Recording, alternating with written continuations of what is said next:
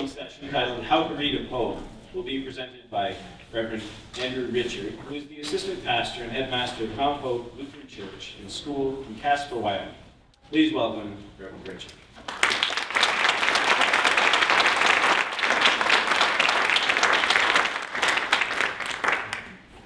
There's hope for the world because there are this many people interested in poetry. So this is a session on how to read a poem, the sorts of things to pay attention to as you're going through a text. It isn't primarily to define poetry, though that's in there. It isn't also primarily about how to write poetry, though if you're reading lots of good poetry, it just sort of happens. So, I suppose what's the point of poetry would be a decent starting spot. Why poetry? Well, it's excellent at capturing mystery, what is profound, what is true or real. That doesn't mean it inherently does. You can use poetry to be crass or vapid. But poetry is excellent for capturing what is true, real, profound mystery, indeed, deep theology as well. There are certain times in life when prose just will not do. Israel crosses through the Red Sea, and that was not an occasion for Moses to stand up and deliver an oration, no matter how many rhetorical figures he packed into the thing. It was a time for poetry, and that's the first song that we have in Scripture, following out of God's great act of salvation in bringing his people out of the land of slavery. They sing, they put into poetic verse the mighty works of God and everything that he has in store for them now that he has delivered them. We think of the first couple chapters of Luke as well. It really wouldn't have done for, say, Zechariah to suddenly have his speech restored to him and then just say something. Like, let me explain to you in 3 simple points why I named him John. Right? That wouldn't have worked at all. The Benedictus, that's good, right? Or the angels with the glory, Mary's Magnificat, with the Nunc Dimittis. Now, I suppose I should define poetry just slightly so that we aren't too confused. It has to do with meter, measured lines.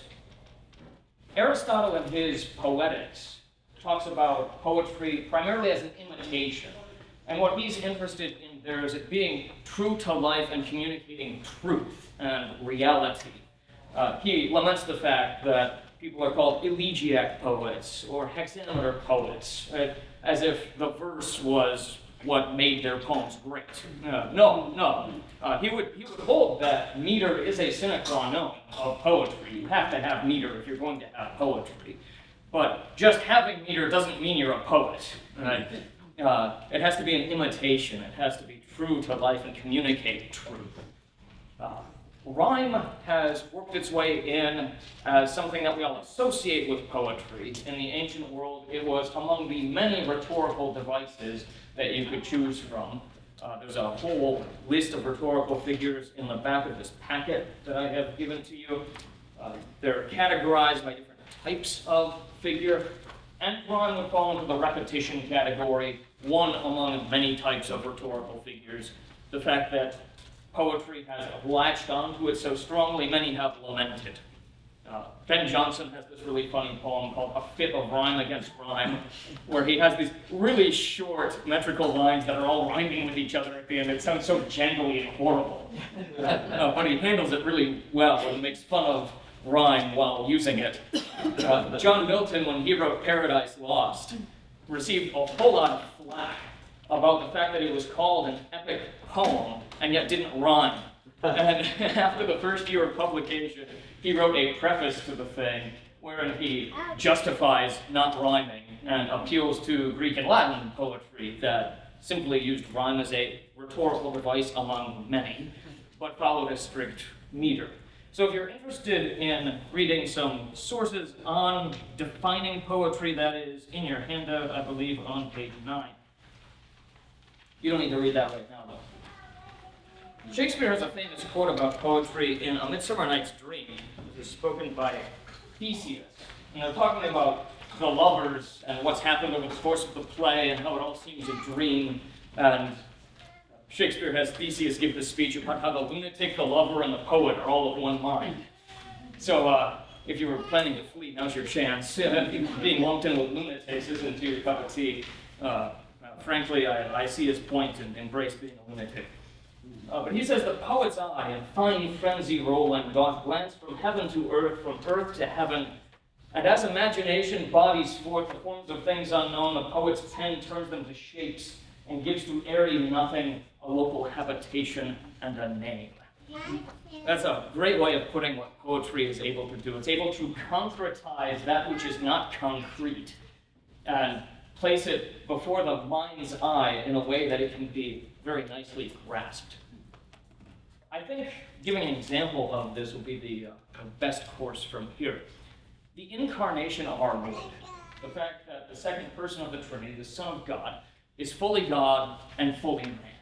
How do you capture this in words and explain it in a way that exposes something of the mystery, but more delights in the mystery without trying to pry too far into it, yet makes the theology comprehensible and portrays it as delightful as it actually is? Has anyone read the Nativity sermons of Leo the Great? Yeah? One. All right, fantastic. You should all read the Nativity sermons of Leo the Great. They're awesome. He uses all kinds of rhetorical figures and chooses them according to his theological topic. Which of these rhetorical figures is best going to help me talk about the incarnation, and handles it just masterfully. There's a poet named Richard Crashaw, I really recommend his poetry. There's a poem called In the Holy Nativity of Our Lord. Luke chapter 2, the shepherds returned from seeing the Christ child. Now when they had seen him, they made widely known the saying which was told them concerning this child. They made widely known. So they were using words. What did they say? How did that look? What was that event of the shepherds going out from the manger and then telling people about this? Crashaw imagines this. Now, he doesn't want just all of them as a group saying things at the same time. That would be chaotic, and obviously that isn't what happened. They were communicating clearly with those to whom they spoke. So he latches onto the idea of almost the Greek chorus. So he has the chorus of shepherds, and then has two of them in particular, Tityrus and Thyrsis, and the chorus calls upon them to explain what it is they've seen. And so they relate everything, and the chorus chimes in. It's like a Greek tragedy, except it's a comedy. And they get to the very last chorus. It's the first thing that they say all together, and this is printed on there. Welcome all wonders in one sight. Eternity shut in a span. Summer and winter, day and night, heaven and earth, and God and man. Great little one whose all-embracing birth lifts earth to heaven, stoops heaven to earth. That's like a Leo the Great sermon in 6 sentences, or six lines. But that's what poetry can do. It can capture those sorts of things, make them delightful, comprehensible, and serves theology, right? So, how to read a poem. I'm going to go through 7 steps, then I'm going to share with you a bunch of different poets and some of their poems and well-known works, and kind of set you on your course to simply reading more poetry. I put together this book a couple years ago called Poems for Lutheran Homes and Schools. I wanted to take kind of the best of the best that wouldn't get bawdy and that would be in line with generally speaking, with sound teaching. There are some of you that are just really famous that you can't overlook if you're going to study poetry, and you kind of have to pick out the bones a little bit. But this was a book curated by myself and some fellow teachers and poets who are all of the Lutheran confession. So this will be useful to you. It's available for cost of printing on Amazon. It's like $7.42 or something like that. And I'm looking to expand it with other helps and aids and things for working with poetry. So if you have any ideas on how to make it better, please get a hold of them. But for now, pick it up for cost of printing and just have a nice collection of poems. All the numbers that you'll see next to poems refer to the number of a poem in this book here. So first, read the poem multiple times. There was a great quote I heard once in a lecture by Tracy Lee Simmons, and he was quoting somebody, and I don't remember who he was quoting or even if he said who he was quoting, but it's a great quote to repeat. Poems are not read, but wooed. Don't just blast through the thing and suppose that you've gotten it at the first glance. That's not how poetry is supposed to work. It's supposed to be meditated on. And poems are best meditated on in the same way that Scripture is meditated on. The psalmist speaks of it, where meditating on your word is a vocalization. You're actually doing something with your voice. So reading it out loud multiple times is great too. That is particularly helpful for getting the cadence of the thing, because you'll hear. You won't just wonder in your mind, that didn't feel quite right, but you'll actually be able to perceive with your ears, okay, that's not where the stress goes, I need to try that line again. Do it a few times, you'll be trucking right along with it. Keep in mind that poems being metrical, each word has to be carefully chosen.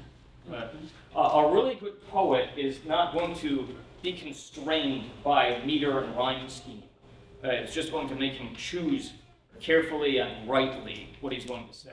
You can tell a mediocre poet because the meter and the rhyme scheme are obviously what led to the word choices in this line, right? That's what was driving the composition. And that can never be the case with the poet, right? The poet is the one making it, not the form. The form doesn't make poems, it contains them. There's a great poem here called Nuns Fret Not at Their Convent's Narrow Room by William Wordsworth. It's a sonnet about the sonnet form. And he talks about how various things delight in being kind of cramped into small spaces. The bees, for example, will fly all over the place, wander across the fields and meadows, and yet are perfectly content to just be in their little cell in the beehive, right? That being the case, the poetic meter and form is going to be chapeling to some extent, right? The poet has to choose words carefully, and that means you need to read those words carefully. Why this word and not that word? And the poet has an answer for that question. He had to think about that. It didn't just come, I'm going to write the first thing that comes out of my mind, down, and hope it fits the meter. What do you know? It did. I guess I'll just leave it. Right?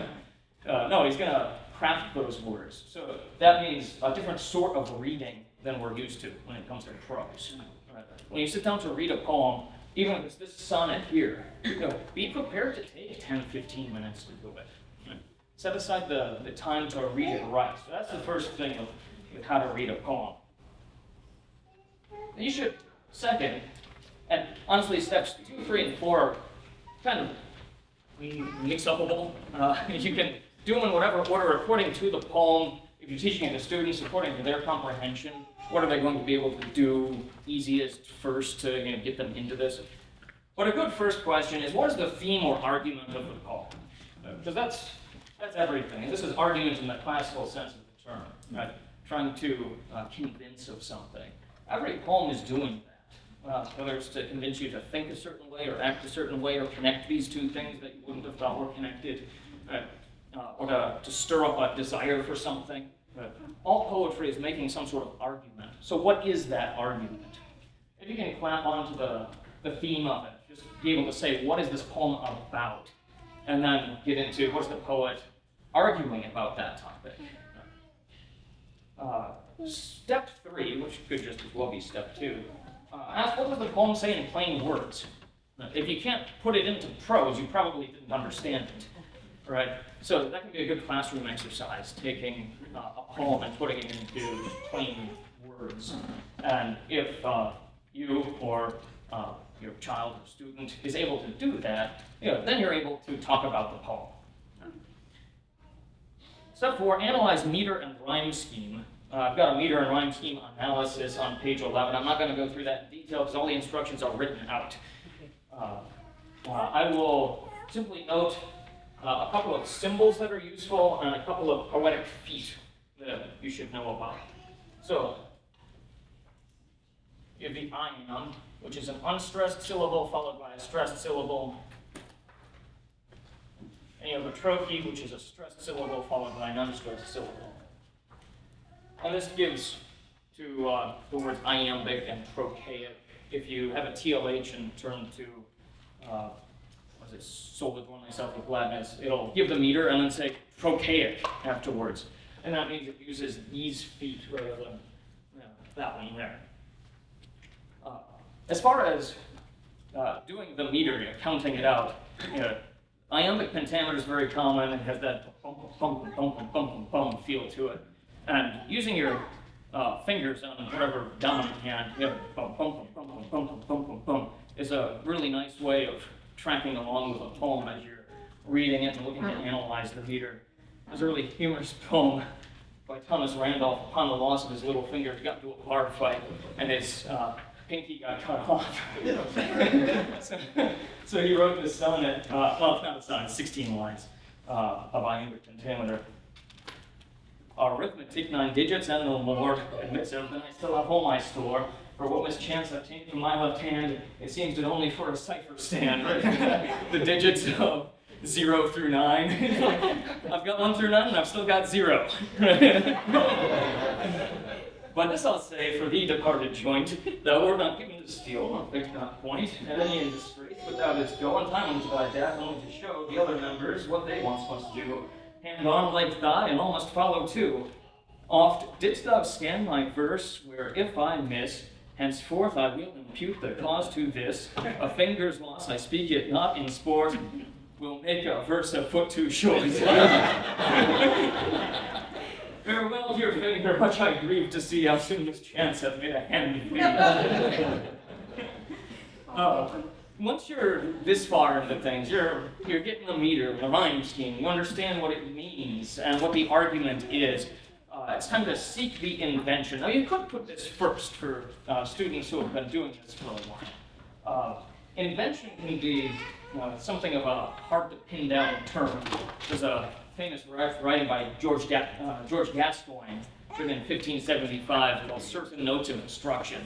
There's a quote from that in here, so you'll see the title, year, and author. He tries to define invention. Now, here's a little of what he says.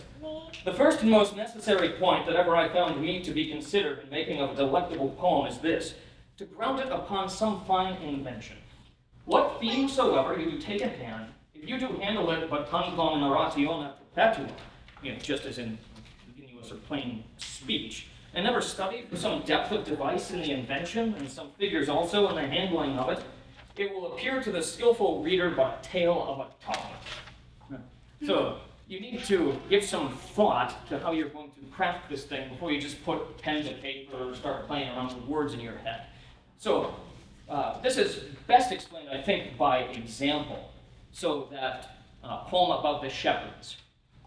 The invention behind it was, what would the shepherds have said as they were declaring what they had seen of Christ?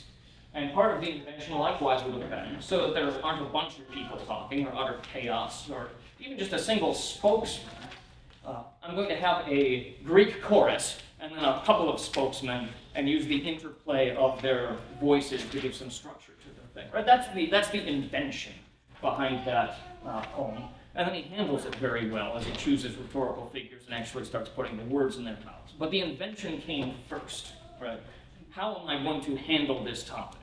And there are multiple good ways to do that. You could say, I want to write a poem about what the shepherds said as they departed from Christ's manger. There are all kinds of other ways you could have done that. He hit upon a way that would work, and that would serve the theme and the poetry. And he picked a good method for going about it. So that would be invention then, behind that particular poem.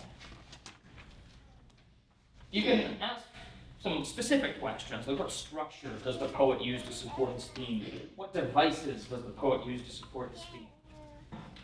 Once you've read through the thing, you're understanding it. If it's a good poem, it's worthy of it, learn it by heart. That's when you really fall in love with poems, is when you have them memorized and can just rattle them off. And then the second thing is delight in poetry. If trying to get to the bottom of a poem is just getting frustrating, let's set it aside and move on to another one. Like, you're going through this book, and you're like, boy, I don't know what half those words mean, and I feel like I have the gist of what he's trying to say, but it's just frustrating trying to get all the way there. Oh, turn the page. Right. Just delight in poetry. You'll come across something that's easy enough, that resonates, Sometimes you'll find one that's even harder than the one you were trying to work on, but it just clicks. Right? We have a huge wealth of poetry. So don't get bogged down in the mud, just keep moving. Right? That's the best way to do it. This is another advantage to reading it out loud. When you're just doing it in your head, it's easy to get stuck on a word or phrase. But if you pretend that you're standing over here and having to deliver it to an audience, and there is no stopping and stumbling, and just keep moving, pretend you know what it means, even if you don't, and sometimes you'll find that you do. All right, those are the 7 steps for how to read a poem. The session could be over here, but I wanted to get into some other stuff too. What time is it right now? My cell phone died. 9 minutes. 9 minutes still. What time's the session end? 11:30. So we have about 40 minutes. All right. How concerned are you with eating lunch? I'm going to introduce you to 6 poets, 6 Christian poets, and highlight a little bit about their poetry, some of their great works, look at a poem or excerpt from each of them, talk about various meters and forms and that sort of thing. So, first up, the father of English poetry, Geoffrey Chaucer, famous for writing the Canterbury Tales. The grand invention for the Canterbury Tales was, let's have a bunch of people from all classes of medieval society going on a pilgrimage together and a contest of storytelling. So the innkeeper, at whose inn they all stay before they're about to set out, decides, you know what, I'll come with you. And they come up with this idea of the contest, and the innkeeper is going to be the judge at the end, and we don't know who won because Chaucer never finished it. But everyone was going to tell 4 stories, and then he was going to judge. So Chaucer uses all kinds of different meters, has all kinds of different language depending on the person's class within society, or Shakespeare makes his place interesting with this too, by having members of all classes of society, right? Not just the uppity ups, but he'll throw in the fools and the peasants, and the language changes, and often goes from being in blind verse to being in prose when that happens. Though a peasant who can do iambic pentameter in Shakespeare's plays is worth clapping an eye on. The meter that Chaucer really championed in the Canterbury Tales is called heroic couplets, where you have rhyming couplets of iambic pentameter, just one right after the other. I'm going to take a drink. And then I'll give you the general prologue to the Canterbury Tales. Here we begin at the bowl of the Tales of John Donne. One that Aprila with his shorter sorter broke the march of terse to the border, and bothered every vine in switch the core of which her two engenders the floor. When Zephyrus egg with his sweet of breath and spirit heart and every bolt and cake the tender tropus, and the youngest son out in the round is half Corsiona, and small forest, nothing melodia, sleeping over the year, over the air. So forget them toward and give garages, then London folk to go on pilgrimages, and palmerers for to say them strange stronders, and for them always coat and sundry Londres, and specially from every shearer's end of England to Canterbury they wender, the holy blissful march for to say that hemeth Holman when the day was sick. Now, of course, there's a bone you have to pick out there, praying for saints, right? That's easy enough to clap an eye on and open up the Lutheran Confessions to that article. Oxford Confession of Apology. Now, as far as the meter goes, look at lines 3 and 4, right? And bade every vine in switch leg 4, of which her two engendrate is the floor, right? That's your iambic pentameter with the couplets rhyming as it goes along. Now, Chaucer was also perfectly fine throwing in an extra unstressed syllable at the end of a line and just not counting it toward the meter. Right? It's like half an iamb, except it's not anything iamb at all, it's just there, it doesn't count. Right? It's still iambic pentameter. Right. The sonnet that Mr. Snyder put up the other day did much the same thing, the German, right? Where you can throw in the extra unstressed syllable at the end, as long as when it rhymes, the one it's rhyming with does the same thing. So you get sorta and rota in the first rhyme couplet. I realize I should have put in here what it means in plain English. If you're looking for an excellent translation of the Canterbury Tales, that maintains the meter and rhyme scheme, Neville Coghill, Coghill, follows the exact same meters and rhyme schemes that Chaucer does, and really makes it a delightful reading experience then. His showers sota, his sweet showers, the drought of March has pierced to the root, and bathed every vine in such liquid of which virtue engenders the flower. When Zephyr said the wind, the west wind specifically, breathes with his sweet breath, spirit of every holten heath, every wooden field, the tender crocus, the tender leaves, and the young sun, as in the ram, son of Aries, his half hoarse rhyme. And small followers, little birdies, making melody that sleep all night with open eyes. So, pricketh them with tortured. So, nature pricks them in their hearts. And people long to go on pilgrimages. And palmerists, those are palmers. You would carry a palm branch with you when you went on pilgrimage, especially to the Holy Land. It was a sign that you were, not to be attacked, and what your business was there. It was visible palm branch. Palmers were to seek strange shores. The strand, strand, you've probably heard that word for the seashore. To distant shrines, for always coast known in sundry lands, somewhere all this. Especially from every shires and like the shire. Of England, the Canterbury they went, they go. We have the past tense of that, went.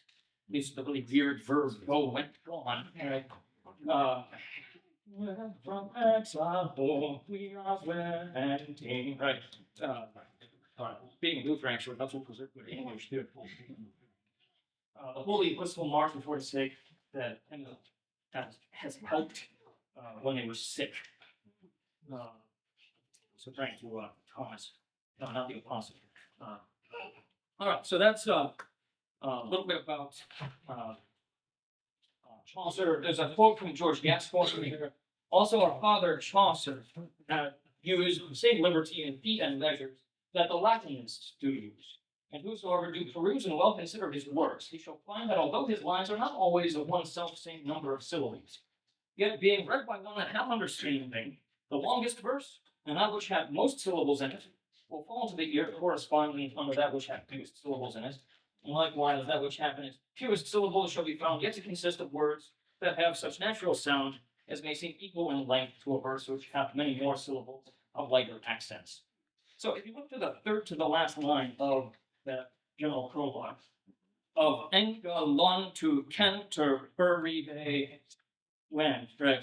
So the Berive, you get two unstressed packed in the spot of one unstressed, extremely common in English poetry. So don't let that throw you off. If you're like, which one of these do I stress? And then if I stress one of those, it's next to a stressed syllable. Yeah. Right. Keep in mind there can be two unstressed in the spot of one unstressed, and then life will be okay again. All right, William Dunbar. By the way, I put biographical notes in here. This was the first time I really looked into the lives of these poets, and I found it didn't help understanding their poetry. But there you go. Yeah. If you like doing biographies of poets, more power to you. You can try to do history or something like that. Sometimes in context helps with a particular poem. Sir Walter Raleigh wrote a poem before he was executed. Knowing that that's the context of him writing that can be helpful. But general life story, it's sometimes helpful. Usually the poem can stand on its own. That's the great thing about poetry, is the thing just speaks for itself. So William Dunbar, Scots poet. I put great-ish work there. The Flighting of Dunbar and Kennedy. A flighting is where you get two poets insulting each other in set verses. So one of them will open with a few stanzas lambasting the other, and then the other will respond in the same meter, insulting the other guy. Sometimes they can be vulgar. Yes. But the Flighting of Dunbar and Kennedy is hysterical. I actually did this in class once. There were a couple of boys who were kind of at each other. and it was Wednesday, and we were doing poetry composition in class, and so I told them what a flighting was and told them to go. And they did. William Dunbar, this Scots poet, it's called a makar.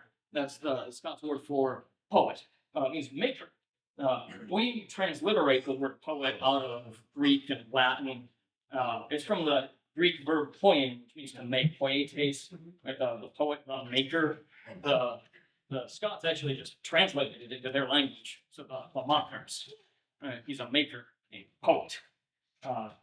Dunbar has a famous poem called Lament for the Makars, meaning he goes through and laments that all these great poets before he died, meaning Chaucer.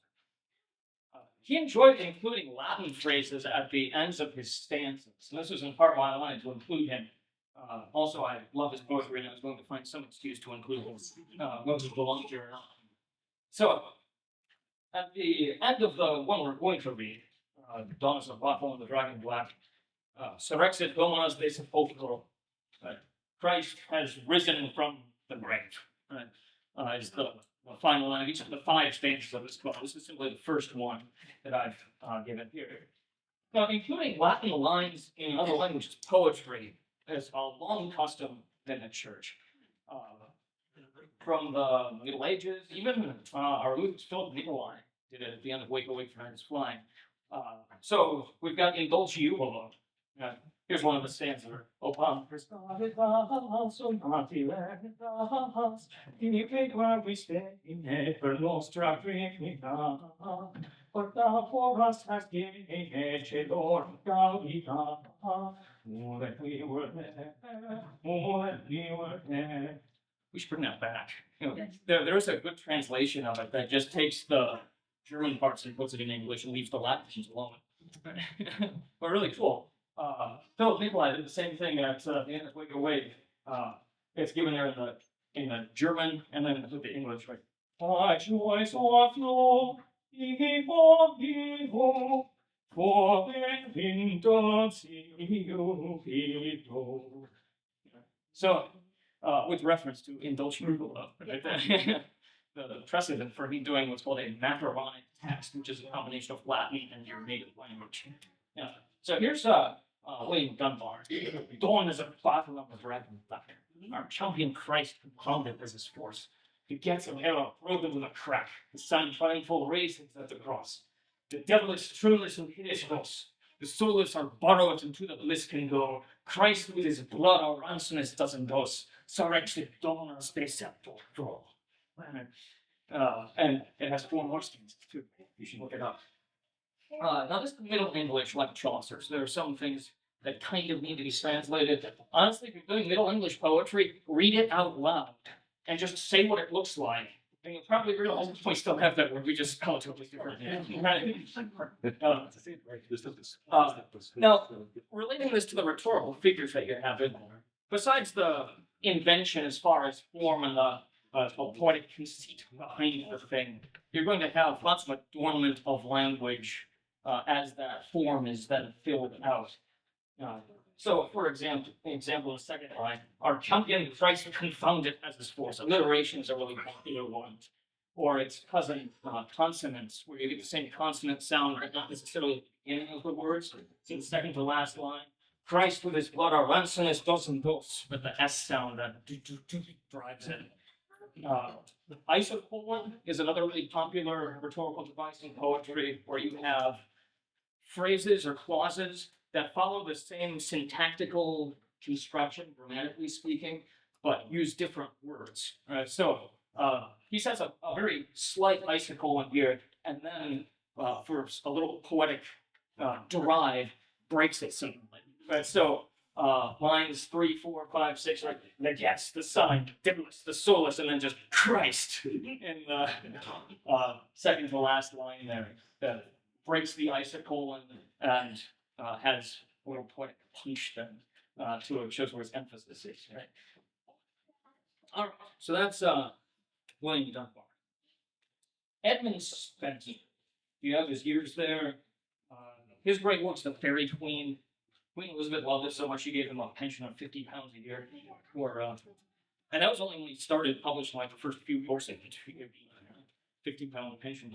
So we live in an age where I don't know such thing as possible anymore. To, you know, be a poet and have some royalty give you a pension for the rest of your life. Chaucer, I believe, was given a daily supply of like 5 gallons of wine or something. Not all for himself, obviously. Being an excellent poet. I think poetry would be much more encouraged if we had this sort of thing going on still. Edmund Spenser, yeah, you guys usually got a biography. Frankly, he could have been born in the year 300. It doesn't matter. As far as the meter goes, I would call this calculated meter. There's also what I might call eclectic meter. When we get to George Herbert, we'll emphasize that, where he's just choosing whatever length lines he wants and making his own form and then following it. So Edmund Spenser used what I call calculated meter. There's a little write-up about the numerology behind what's going on in the stanza. He wrote it for his second wife. His first had died. He remarried. It's called the epithalamion. This is a whole genre of poetry written on the occasion of a wedding. There are certain stock things you would expect to find in an epithalamion, and he generally includes those. It's a classical type of poem, so he very much Christianizes the whole concept of the epithalamion, and I don't think he was the first to do so either. It is 24 stanzas long, to represent the 24 hours of the wedding day. And that's part of his invention, because he just goes through the wedding day hour by hour. And the central 2 stanzas 12 and 13, are the wedding ceremony. He puts it centrally at the middle to make a point about it. Right? That's all part of his invention behind it. So there's another further notes about the number of lines, right? 365 longer lines, 68 shorter lines. The 365 represent the year leading up to Spenser's wedding day, and then he goes through the day of the wedding. But here's stanza 12, where she's going to enter into the church and for a wedding ceremony. Open the temple gates and try love. Open them wide that she may enter. And all the posts adorned as doth behoove, and all the pillars decked with garlands trim, for to receive the saintly honor due that cometh into you. With trembling steps and humble reverence, she cometh in before the Almighty's view. Of her ye virgins learn obedience, and so ye come into those holy places to humble your proud faces. Bring her up to the high altar, as she may the sacred ceremonies there partake, to which to endless matrimony made. And let the roaring organs loudly play the praises of the Lord in lively notes, the whiles with hollow throats. The choristers, the joyous anthems sing, that all the woods may answer, and their echo ring. And he includes that last line, or some variation of it at the end of each stanza. He has a really funny little envoy at the end. An envoy could come after a poem to explain a dedication, usually who's for or why. So his envoy was, dear, I'm sorry I couldn't afford to get you earrings and bracelets and necklaces and things, but here's this poem, and maybe a lasting compliment to our marriage. Hey, thanks, man. I'm glad you were poor. Now, following it in iambic pentameter too. What if you want to just start a line with a punch? Right. Iambic pentameter, you've got this unstressed thing hanging out at the front here, right? Well, that's not helpful. Not when you want to begin a line with some drive. So a common device in dealing with this is to just sub out the first line for a trinity. So look at the first line. It's not open the temple gates. Open the temple gates unto my love. Right? So the first one's reversed, and then it settles into the iambic pentameter pattern. He does that in the first line, the second line. We'll see other instances of that as we continue on here. Let's see. Things like onomatopoeia are common in poetry, sort of roaring organs, right? That word roaring is onomatopoeia. Having a refrain at the end that all the woods may answer in their echo ring. You could simply call it a refrain. You could call it a rhetorical figure of epistrophe, repeating the same words at the end of successive lines or clauses or stanzas. Icicle, again, extremely popular. Anaphora, the repetition of the same word. So isocolon is the repetition of the same syntax. Anaphora is a repetition of the exact same words or phrases. So the open, open in the first two lines, or and all the in lines 3 and 4, which could also be isocolon. Then you go cosodon and pillars deck, right? So you get mixing of these things. It's best not to attempt to do a rhetorical figure too like purely or precisely, or get concerned about mixing it with other ones, right? You can keep them open, intermingle them. It can make for a little good poetry if it's handled well. All right, what time are we at now? 10 past. Over 20 minutes. This is great. We're halfway through the poets I want to cover. I was concerned, time flies when you're having fun. I could do this all day. Who knows? Some of you might want to do this all day too. But at some point, I probably realized I was hungry. You can only eat poems for so long. All right, we get to William Shakespeare here. I'm committed to biographical note. I don't know why. We don't know anything about the guy. That's not true. We know enough about him, but the simple fact remains that if you want to get to know Shakespeare, you're going to have to get to know him through his works. There's no great biography that you can read. Well, we get the picture of him as a pious Christian, and we can say for sure he had what we would call classical education. He had access, for example, to Plutarch's Lives. They've been translated into English. So he writes things like Antony and Cleopatra, and Coriolanus, Pericles, and Julius Caesar, probably his most famous one, based on Plutarch's Lives. He has a lengthy sonnet sequence. That sonnet sequence has led many people to speculate that he was a homosexual, and people looking to come up with novel ways of thinking about Shakespeare just need to go stick their heads in the snow. Read his plays. He was a Christian. There was actually a really interesting treatment I read of the sonnet sequence because he addresses it to a guy, right?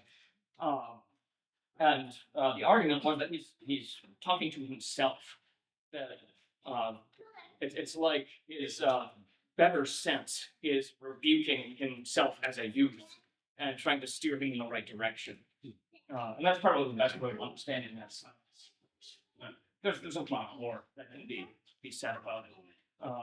I'm just sick of the answer of, sonnet sequences were never autobiographical, so we don't have to think of it that way. And, that's true enough. Some of the things talked about in there, if you think he's writing to some guy other than himself, like, it seems like there's one conclusion to draw, except he's not. And the guy who wrote this, there's a book on it, which isn't in print anymore, unfortunately. I don't know what it's called.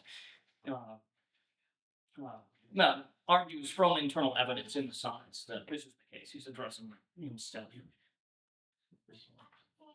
Let's see here. And that's a common invention in poetry, too, right? To talk to yourself. Pastors will do this in sermons sometimes, too, to express that sort of frustration with the flesh. And you berate yourself and teach your congregation how to think about you berating their own sinful flesh. Let's see. As far as his great works, I would say plays. The meter that he favored was blank verse. That's unaligned iambic pentameter. And he would play around with all sorts of things in there to give it a little play and variation. Now, how many of you read The Merchant of Venice? That's pretty good. All right. Yeah, Merchant of Venice is fantastic. I don't know how much of a summary to give it. How many of you heard the term pound of flesh? Yeah. Okay. Yeah. So that's from that play. There's this Jew Shylock who hates this merchant Antonio. Antonio ends up needing money at some point because all of his funds are invested in his merchanting, sailing that's in vessels and merchandise. So he takes out a loan from the Jew, and the Jew, since he hates him, sends up to forfeit. If he can't pay him back on a certain day, at a certain time, this amount, then he owes him a pound of his flesh. Closest to the heart. The Jew wants to cut out his heart. Right? There's a lady named Portia. She's the love interest of the story, not for Antonio, from Bassanio. Antonio had taken out the lawn so that Bassanio could go try to win Portia's hand in marriage, and he does so. And right as they're engaged and they're going to be married, he gets a letter from Antonio that all of his enterprises have failed, that he doesn't have the money, and he's going to have to stand trial. And it's kind of his farewell letter. And so Portia was very wealthy, and she instantly says, well, here's the money, take it to pay his debt. But the time of owing had already passed, and the Jew just wants to kill him. They offer 3 times the amount of money, and he won't take it. Portia decides to disguise herself as like a jurist, a judge who's supposedly from Rome, to handle this strange case that has arisen in Venice, where a guy supposedly owes a pound of flesh for forfeiting on a debt. So she comes in and she's trying to convince Shylock during the trial. Of course, she's disguised as a man at this point. So in Shakespeare's day, a little bit of boy who had been playing a girl for most of the play is now playing a guy. Not playing a girl, playing a guy. And you get away with this sort of thing because Shakespeare wouldn't have known transgenderism is. We look back at this now and we're for some reason disturbed by this, as if we would have preferred to have women involved in the theater at that time. No, it's good that the guy was playing the lady. He was like a guild. He didn't want ladies involved with that, just for their own good. Yeah. So she says to him, then must the Jew be merciful? And he says, on what compulsion must I? Tell me that. And then she launches into this speech that's become known as the quality of mercy. The quality of mercy is not strained. It droppeth as the gentle rain from heaven upon the place beneath. It is twice blasted. Blessed him that gives and him that takes. 'Tis mightiest in the mightiest. It becomes the throne and monarch better than his crown. His scepter shows the force of temporal power, the attribute of awe and majesty, wherein doth sit the fear of kings. But mercy is above this scepter sway. It is enthroned in the heart of kings. It is an attribute to God himself. And earthly power doth then show lightest gods when mercy seasons justice. Therefore, Jew, though justice be thy plea, consider this, that in the course of justice, none of us should see salvation. We do pray for mercy. And that same prayer doth teach us all to render the deeds of mercy. He doesn't like it. Yeah. But it's an awesome speech. And this is blank verse. And Shakespeare has nuggets like this all over the place, from great one-liners to lengthy speeches or soliloquies, all kinds of great stuff. Read his plays. If you're looking to get into reading Shakespeare and you haven't done much of it before, I would highly recommend listening to a good audio recording while following along with the script. Because then you've got people who do know what it means, who can give it the inflection to convey that meaning, and you will understand it instantly. If you're looking for editions of the plays, I really like the Folger Shakespeare Library editions of the Shakespeare plays. It's got the text of it on one side, and then just helps on the other. What I wouldn't do is the No Fear Shakespeare, where it's got Shakespeare's English on one side and translated English on the other, as if it's some foreign language. No, he writes in English. We speak English. We write in English. Define a couple words and you're good to go. Right? So Naxos Audio, NAXOS, has really fine recordings of some of the Shakespeare plays. If you want to start with one, I would do The Tempest. And Naxos Audio has an excellent audio production of The Tempest with Ian McKellen as Prospero, the male character in the whole thing. Those are available on a web. I think Naxos stopped selling them themselves, but there's a website called audiobooksnow.com. Audiobooksnow.com. You should buy it on there and you can download the MP3s. If you have a Spotify subscription, there are some on there. I haven't poked around to see if there are any good ones on there. I've listened to some that aren't. Archangel Shakespeare also has really great audio productions, and they've done all of them. So if you really want to go gung ho, you just buy the whole set from Archangel Shakespeare. People with British accents, which in my personal preference is the way to listen to Shakespeare plays. So notice some of the structure that he gives to this thing. Obviously, it's an argument, right? And very blatantly an argument. She's trying to convince him to be merciful. Right? So she is taken aback immediately. By what compulsion must I? You're asking why you must be merciful? Well, being mercy isn't strained. It just comes down like the rain out of heaven. And Shakespeare uses that analogy because mercy also comes down from heaven, right? So poets will choose their analogies very purposefully, or similes in this case, right? Where there's more than one thing in the simile that matches up, right? So she's talking about, first of all, how mercy naturally just comes, like the rain does. But the rain has a source in heaven, just like mercy does too. So, potent rhetorical advice there. You get some ice and coal and right, what's that? Him that gives him that takes. Him that gives, him that takes. So that's pleasant. Note that he uses both forms of the third singular, the archaic with blesseth, but then just the modern with gives and takes, because he wanted to fit it all in one line. So he used it when he needed to, and didn't when he didn't feel like it. You'll notice that the translations of a lot of our Lutheran hymns in the English will do the exact same thing. They'll be selective when it comes to the third singular. If adding the th here gets me to the right number of syllables or just sounds better, then I'm going to do it. And if I don't need that extra syllable, or modern English sounds just fine, I'm just going to use the third singular like we use today.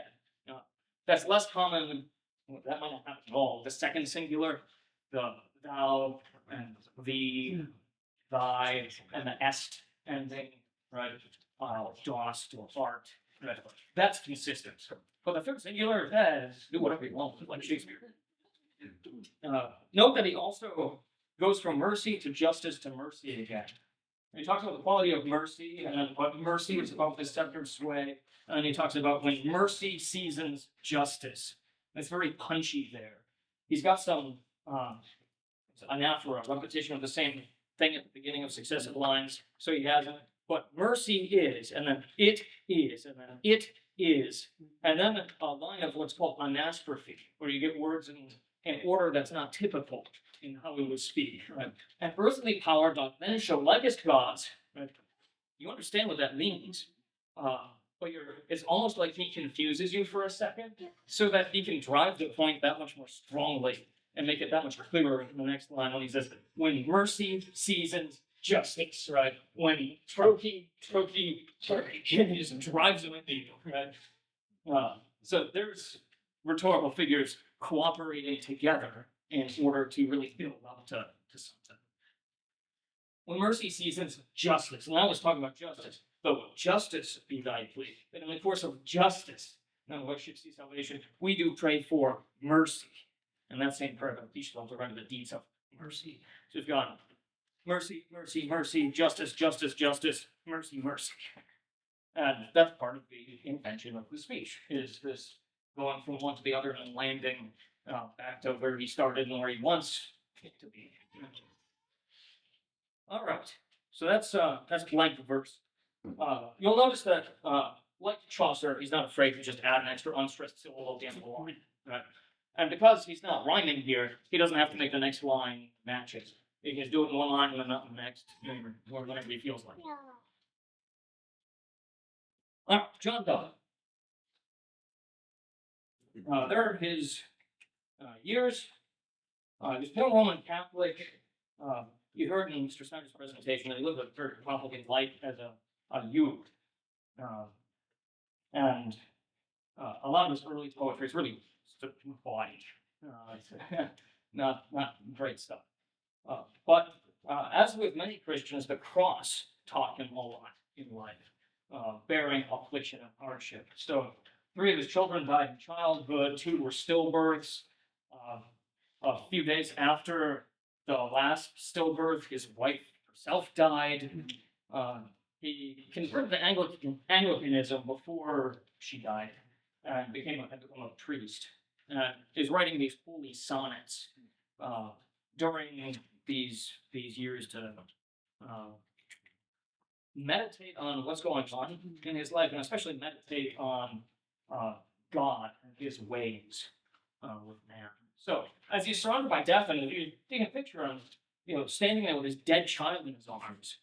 What do you do with that, right? He knows just what to do with that. I don't want to make it sound like we have no idea or up a creek. We know exactly what to do with death. The resurrection of Jesus has solved everything, right? So he writes this poem, a Holy Sonnet 10, sometimes called Death Be Not Proud. How many of you have seen this one? Yeah, that's nice. Death be not proud, for some all be mighty and dreadful, for thou art not so. For those who have these thou hast the word throw thine not poor death, nor yet canst thou kill me. From rest and sleep, which all thy pictures be, much pleasure, then from thee much more must flow. As soon as our best men open to go, rest of their bones and souls delivery. Thou art slave to fate, chance, kings, and desperate men, and dost with poison, war, and sickness dwell. And poppy with charms to make us sleep as well, and better than thy stroke. Why swell'st thou then? Short sleep past, we wait eternally. Death shall be no more. Death, thou shalt die. Awesome. That's in a sense a Petrarchan sonnet. You can usually tell a Petrarchan sonnet from the first 8 lines, where you get the ABBA rhyme scheme, and then there are all kinds of places to depart after that for the last 3. But what he does here is just repeat the quatrain form that he had been working with already, just brings in new rhymes. And then concludes with a couplet. I have a whole handout on sonnets and sonnet forms that I can make available to you. That reminds me, I was going to pass this around. Put your name on here if you want any of this electronically, or any of the multitude of other things that would have made this like 100 pages long if I printed it all out. And I'll get that all sent out to you. That doesn't make it all the way around by the time the section's done. We can leave it on the back table there. You can put your name on something else. So that's Petrarchan sonnet, there's the Shakespearean sonnet, the Spenserian sonnet, and then a whole lot of just playing around with form to do all sorts of things. 3 minutes? Mm-hmm. All right. Well, I think we're in good shape.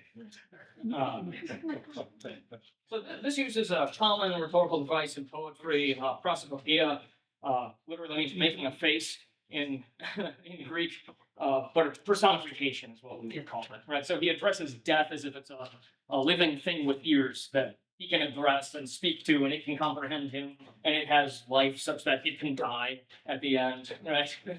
Which is great. How do you talk about death dying?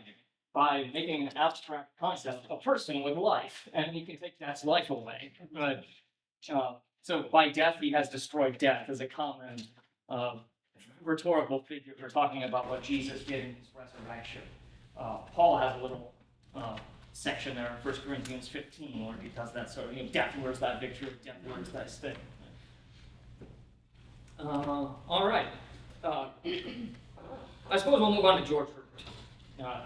If you just wanted to study one poet, I would pick George Herbert.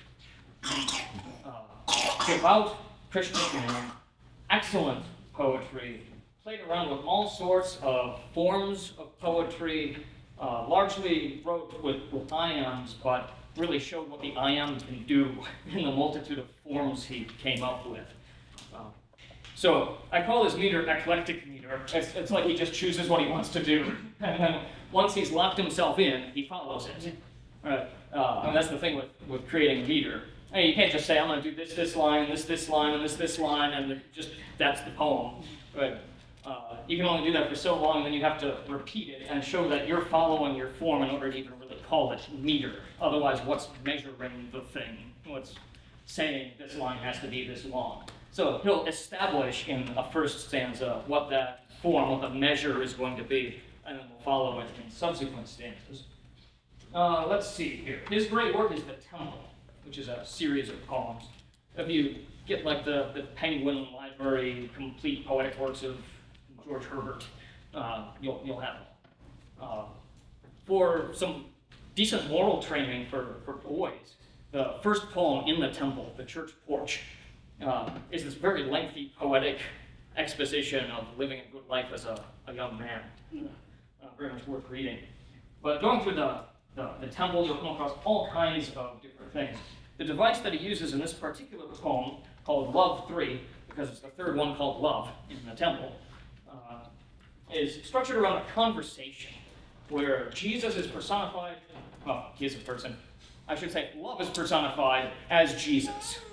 And then his soul is there as well. He has died, he is before Christ in heaven, and this is the conversation that ensues as he is very conscious of his own sins and Christ abounds in mercy. So the invention is, what would I say to Jesus when I see him on the last day? How would that conversation go? Knowing who I am and who he is. And he does a fantastic job, theologically, of understanding the nature of man and the nature of God. Sometimes people get one right and not the other. Right? So here's how it goes. Love bade me welcome, but my soul drew back, guilty of dust and sin. But quick-eyed love, observing me, grow slack from my first entrance, sin drew nearer to me, sweetly questioning if I lacked anything. A guest, I answered, worthy to be here. Love said, you shall be he. I, young kind and grateful, oh my dear, I cannot look on you. Love took my hand and smiling did reply, who made the eyes but I? Truth, Lord, but I have marred that my shame Lord doth deserve. And know you not, says love, who bore the blame? My dear, then I will serve. You must sit down, says love, and taste my meat. So I did sit and eat. And that's how the whole temple ends. So I did and eat. So he's honest about himself. He clearly trusts in the mercy of Christ and understands his gracious nature rightly. And Jesus wins in the end, which obviously he would, because he would have an answer for any objection of our sins that we would have on the last day. One of the things I tried to do with this collection was bring in a lot of those Christian poems, where by meditating on them, you will actually sense your faith being strengthened, if you can sense such a thing. So that's George Herbert, excellent poet. We can talk about the rhetorical figures. Maybe the big one to highlight is how he switches from the past tense in the first two stanzas to present tense in the third, which has long been a way of heightening action. The New Testament does that all over the place. Yeah. For further reading, you've got that. I've got a ton of handouts and other poetry resources available to you. Put your name on that sheet, and I'll be glad to send it your way. I was supposed to leave time for questions, and I will make myself available if you would like to be waiting in line for half an hour once the meeting's super. Thank you.